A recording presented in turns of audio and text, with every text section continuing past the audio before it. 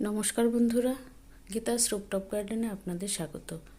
আমার ছাদ বাগানের বাঁধাকপি সবগুলোই হয়ে গিয়েছে। তো আজকে একটা তুলবো, চারটাই ছিল, আজকে একটা তুলবো, তুলে আজকে রান্না করব। এটা সব থেকে বড় হয়েছে, আর যেগুলো আছে ওগুলো বড় হবে আরও। কোনো যত্ন নেই, কিন্তু ওই সবজি পচা জল দিচ্ছি।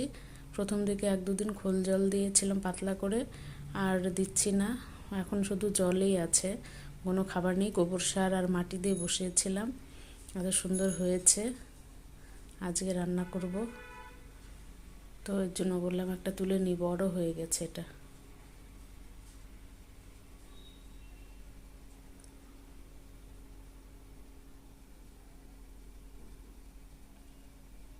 কাটলাম, অনেকটাই বড় তো কাটতে অসুবিধা হচ্ছে।